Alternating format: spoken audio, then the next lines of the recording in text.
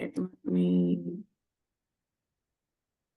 So I thanks haven't used, again for joining us. I'm gonna let Amy take over, and like I said, if you have any questions, feel free to pop them in the chat.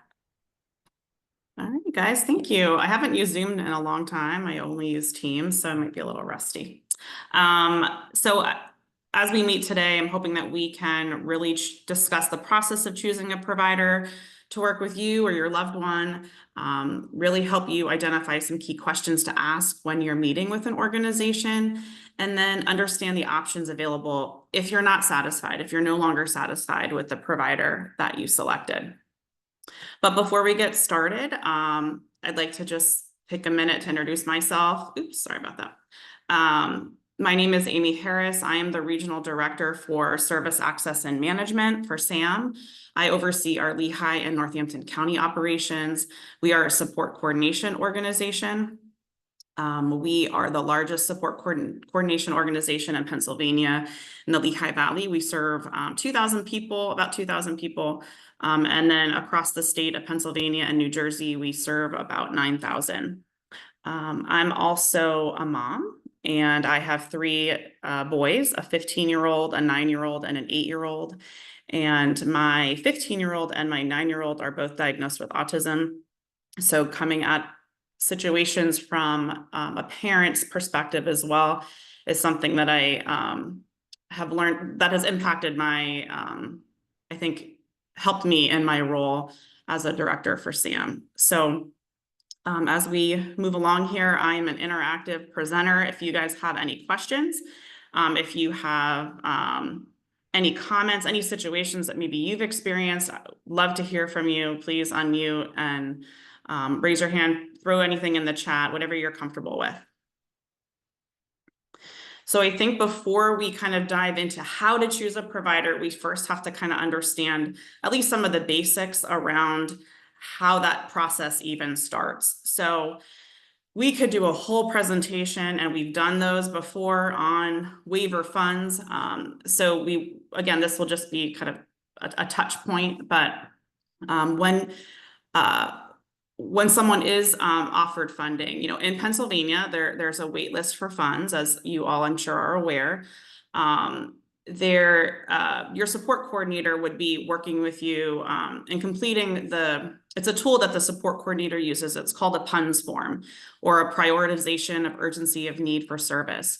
So that's a tool that the support coordinator uses and works with you and your family on identifying what barriers you're all having as a family, or just the individual that's being supported, and working on figuring out what category that person would fall into. So within when we're looking at waiver funds, there's typically three different types of waivers within our service system, within the IDD service system. So we're looking at the PFDS waiver, the community living waiver, and that consolidated waiver.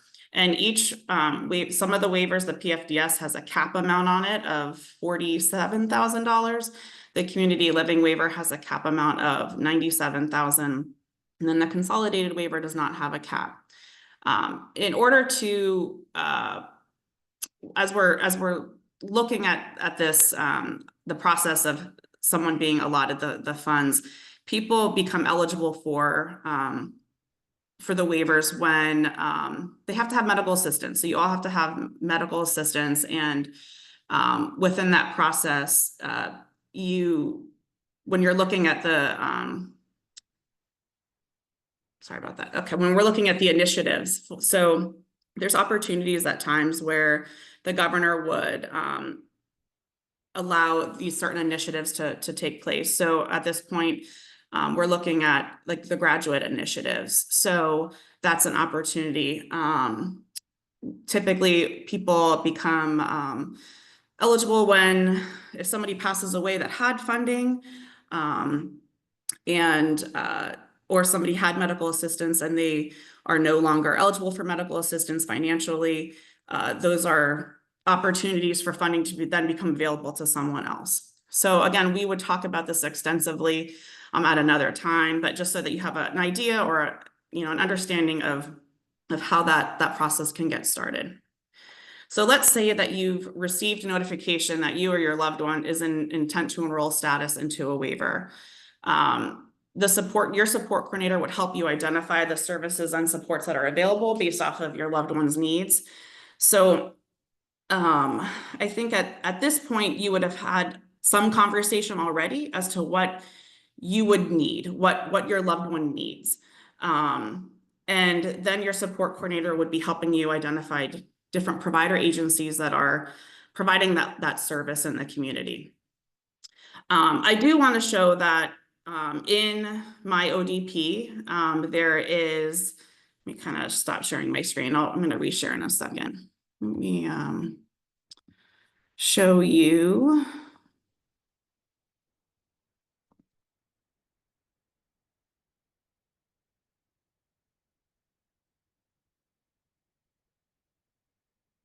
On the homepage of my ODP, I think it's also really important that as a family member, you know, that we're taking the initiative to do some digging ourselves too. So, and really take ownership of some of that. I think that's helpful. It's important. So as you're looking through the MyODP website, there is, when you kind of go through the bottom here, there's some different reports. And although they're not going to give you very specific information on specific providers, I think it can help with understanding where some of the deficits might be in the service system, and you know, what areas are doing well. So I think that could be helpful as you're really understanding the complexities of the service system, because it's complicated. It can be difficult to navigate. So I think some of these reports can be helpful. All right. Let me go back in here.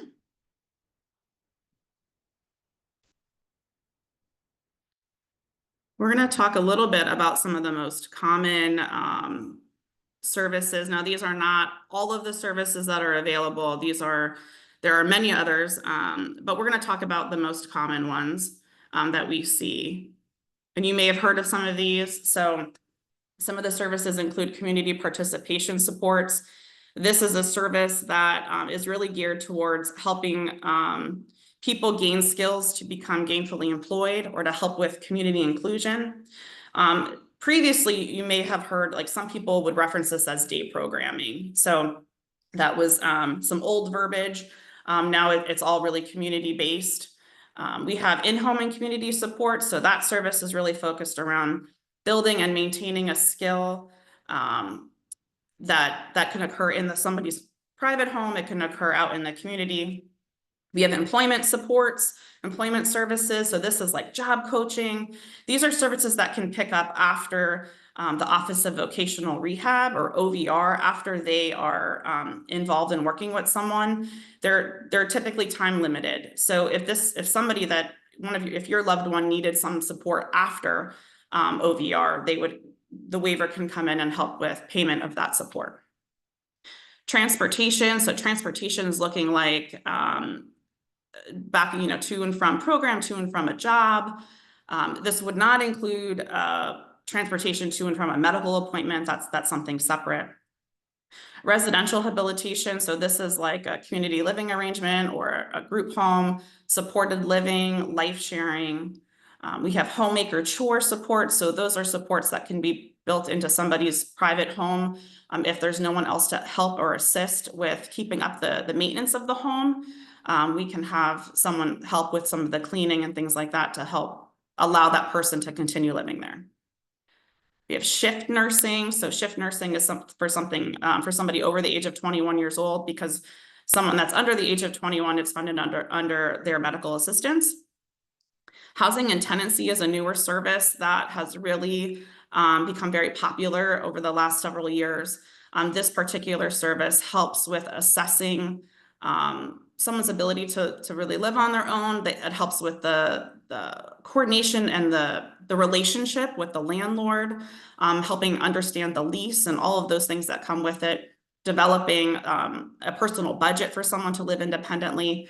So that's been a really popular service more recently. We also have behavioral supports. That's something that's common for over the age of 21. This particular service helps people, helps their family, helps staff understand the functions of certain behavior and how to respond.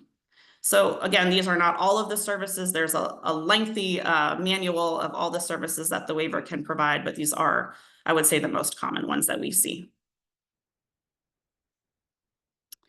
So when we're talking about your support coordinator's role, so in a team, a team can be very large, and I'm sure you may not know and understand everybody's role, which can be confusing. So part of your support coordinator's role is to help identify provider agencies who have staffing available in your particular area. We also help with presenting options and choices to families based off of providers who are willing and qualified. So in the adult system, aside from being a qualified provider, the agency also has to be willing to support your loved one. So, that's a different, something that's different from the children's system. Also scheduling meet and greets with providers and individuals and families, that's part of the SCO's role, is to help. And when I say SCO, I mean, that's an acronym for the Support Coordination Organization. That's part of our role to help with facilitating those things. And it's also our role to help with completing service requests. So once we have a service that's identified, a provider that's identified, it's our role to submit the request. So as an SCO, we do not approve or deny services, but we will gather all of the information and submit that information to the administrative entity. So either to Lehigh and Northampton County to review the request, and then they determine whether or not something will be authorized. Sometimes we may be coming back to you as a family or back to a provider agency and asking some additional questions or clarification. This is all part of the process when we're submitting different requests for different services. So to get into some of the nuts and bolts, let's talk about some questions to ask providers. So I think one of the biggest questions is, how are your staff trained, right? So every provider agency has standard curriculum that they're required to do, but then other agencies may choose to pursue. There's a lot of ability for providers to be creative and for providers to meet their needs. So I would ask, how are your staff trained? What kind of training curriculum do they experience? I also think it's important to be asking, what's their internal structure look like? So how are the staff supported? So if staff have questions, if they're struggling with supporting your loved one, how does that information get to their management team, to their leadership team? We have some provider agencies that might have, they might be based in other parts of the state, and maybe they're providing some service in the Lehigh Valley, but that's not where their main, all of their entire team is located. So I think that's important to know as you're selecting and making decisions. I also think it's important to ask, what ideas do you have to assist your loved one with goals that they're working on? So, your loved one has a goal, has multiple goals that they're working on. So I'd be really curious to know, what are their ideas? How do they see this goal being accomplished? What are some creative ways that they see to be able to meet this need? Different providers have different connections within their community. They have different relationships with people and businesses in the community. So I think that's a really important thing to ask. Also, who do you contact if you had a complaint or a question? Where would your first stop be? And of course, we're always wanting you to reach out to your support coordinator and we'll talk about that in a little bit, but it's also important to ask the provider agency, what's their direction? What does their structure look like when you have a complaint or a concern?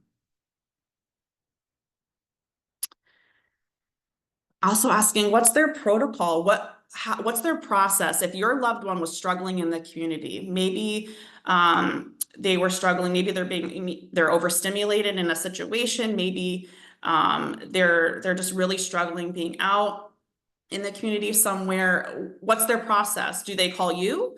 Are they calling? When do they call 911 for assistance? Like what are their steps? What do they teach their staff so that you would know what to expect? Expectations of communication. So this is a big one, I think, that we see. Sometimes there's not a lot of communication happening between maybe between provider agencies and families around certain areas. So I think what should you expect? You know, are you going to be you'll be dealing directly with the direct support professional that would be working with your loved one, but what about anyone from their management or leadership team, or assessing how the progress is going with that goal? When would you hear about those things? So I think that's important to ask. What is the expectation around that? What should you expect? Do staff use their personal vehicle? I would say for the most part, we see a lot of staff using their personal vehicle. There are some agencies that have company vehicles depending on the service that they're providing. So again, something that you might want to consider.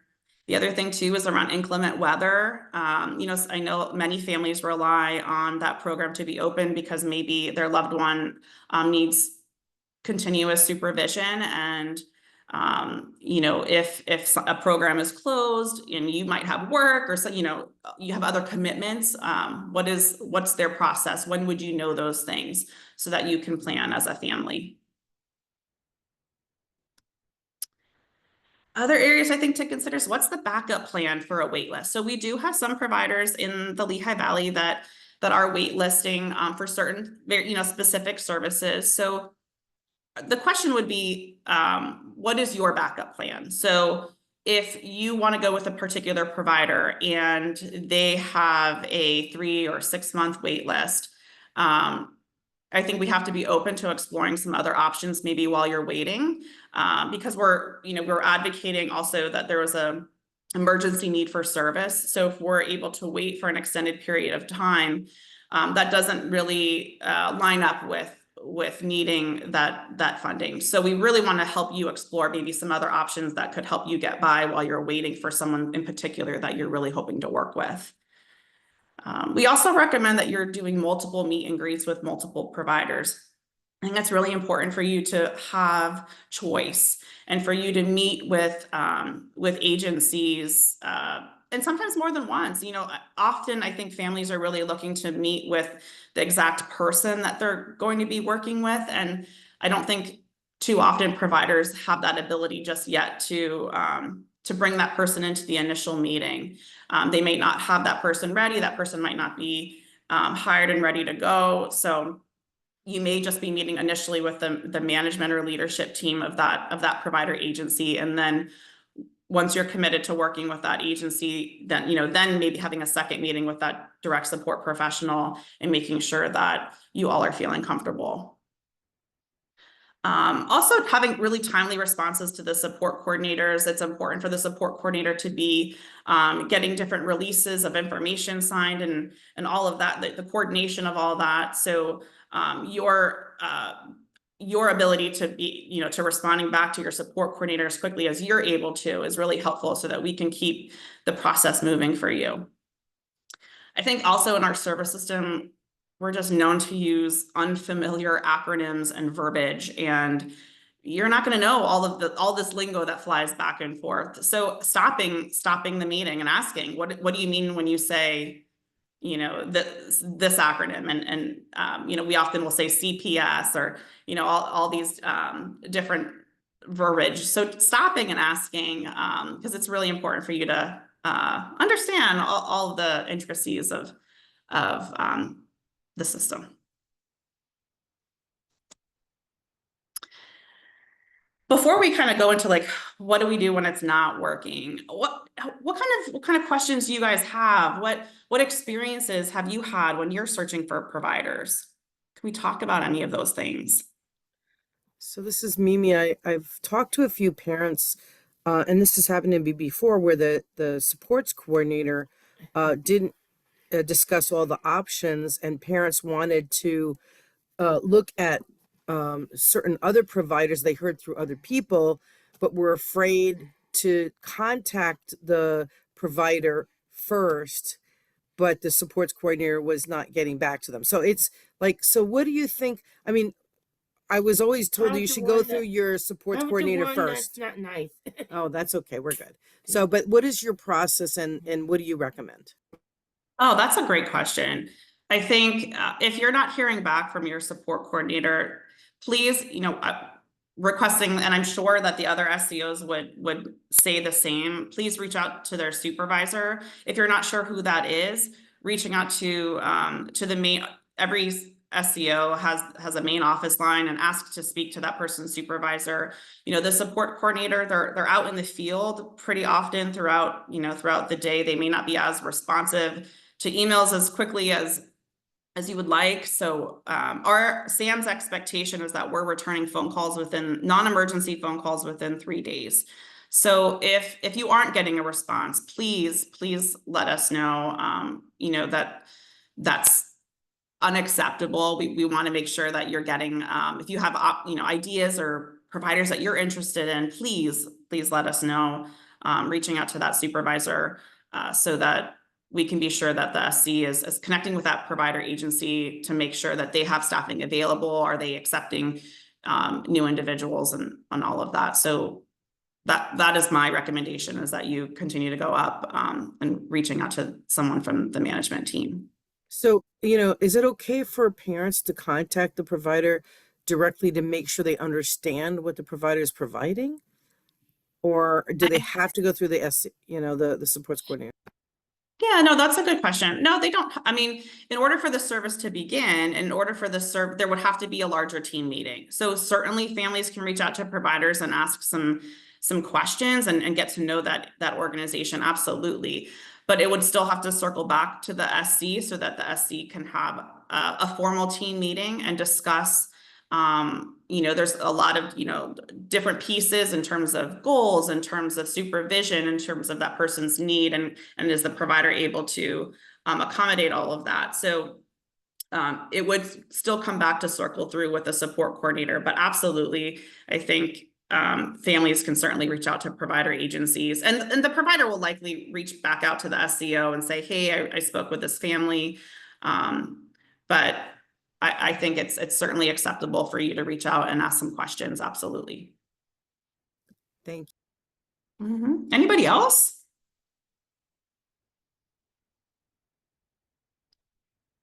Okay. So what do we do when things aren't working?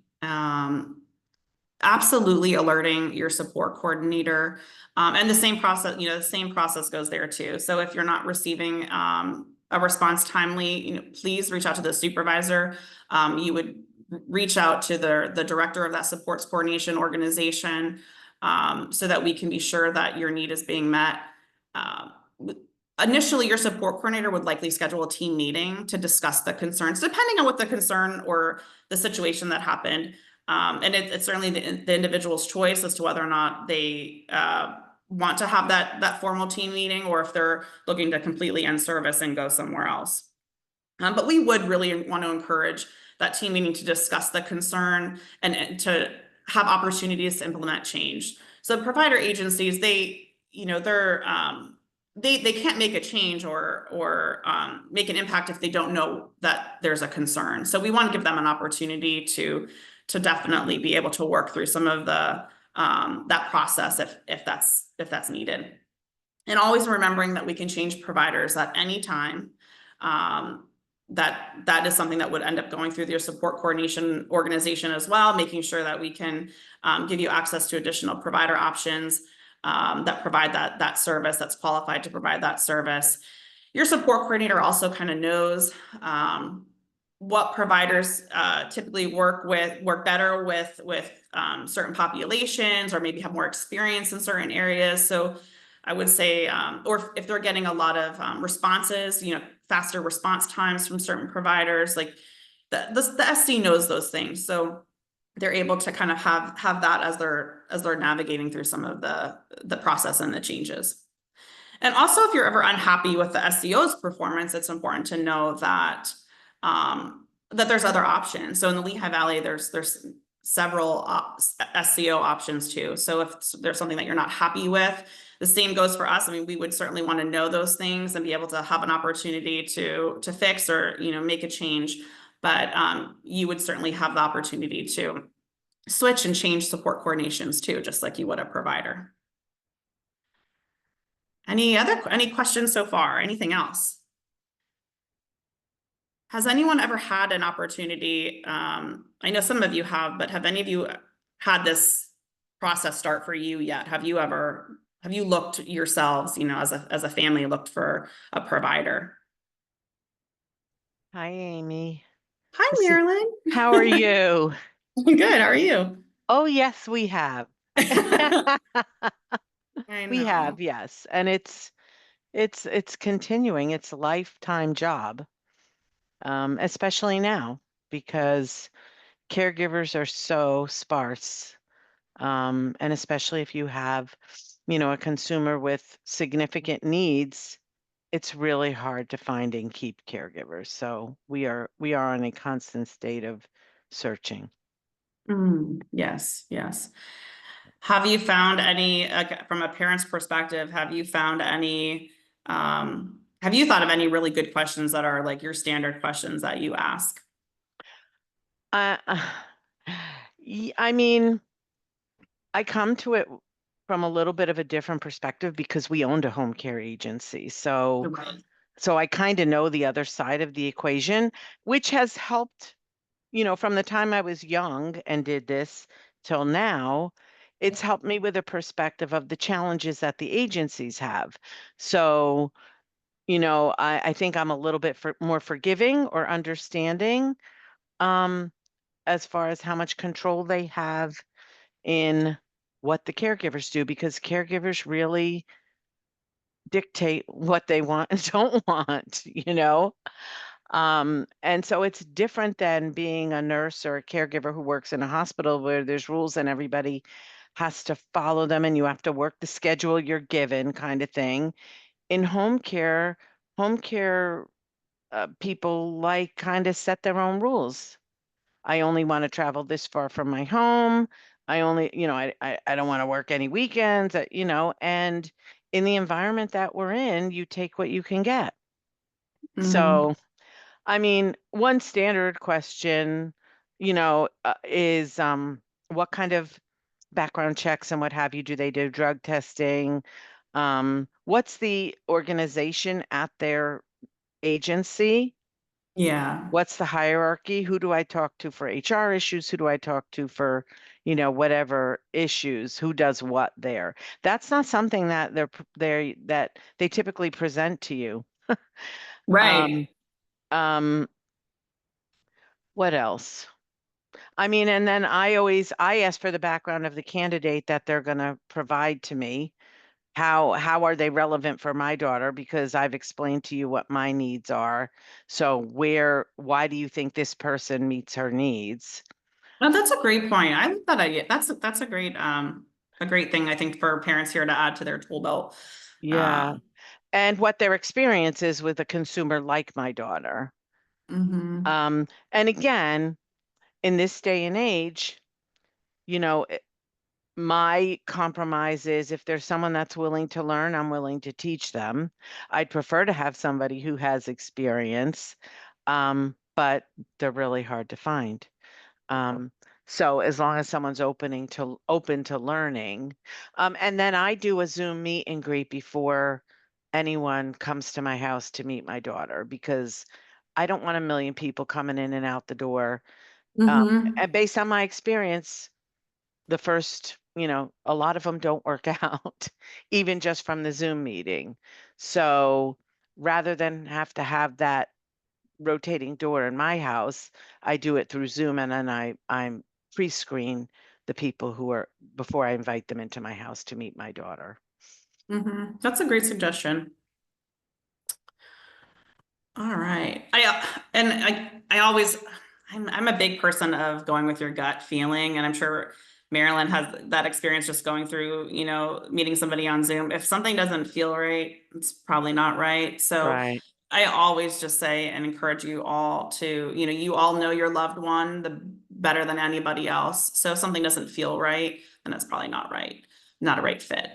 I'd love to hear anybody else's experiences, any questions that we can help you navigate. The system is complex. It can be complicated and confusing sometimes. So I'd love to answer any questions that you guys have.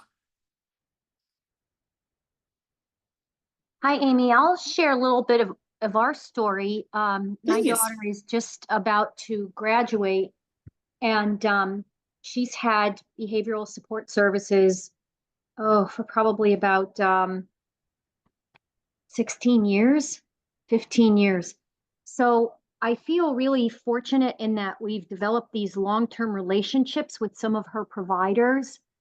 It did mean having people in and out of our home for many years. I know that some of my friends with children who have special needs did not want to have providers in and out of their home, and so they did not pursue those types of services. But at this point, I feel really fortunate that we sort of have developed this ring of support for my daughter, and those providers are going to be able to be part of her program moving forward, because of that experience that we've had in the past. And it's going to be a little piecemeal, and we're still Yeah. trying to figure out how that's going to work. But I feel like they've been vetted. We know they work well. Like, to us, that's most important. So we're not taking that extra year of school because we would lose these providers possibly. Mhm. So I feel really fortunate that we've had that opportunity. And so maybe I can share with other parents that while you're moving through the system and you're having relationships with different providers, to kind of keep these folks in mind for the future if there is a relationship that works really well for your child. Yes, that's a great point. I mean, we didn't touch on this, but there's options within the funding streams through intellectual disabilities, through ODP, around self-directing. And I know some of you on this call have self-directed before or are currently doing it. Being able to hire people that you trust, friends, family, old teachers, all sorts of folks that your family trusts, that you're able to continue to have working with your loved one, which is really special. It's a really, I think it's such a unique service model, and I think we're really grateful to have that within our service system, because it really also helps with the staffing shortage and things like that are happening across the country.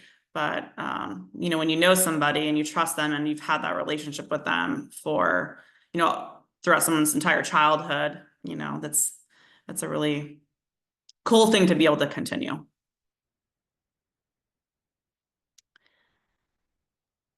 Anybody else have any stories to share? Any questions?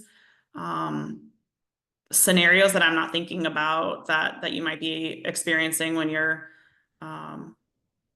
starting to get to know and ask questions with providers.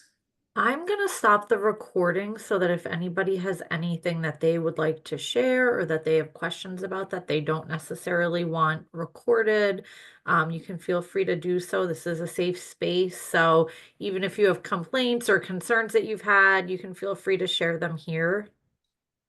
Yes, please do.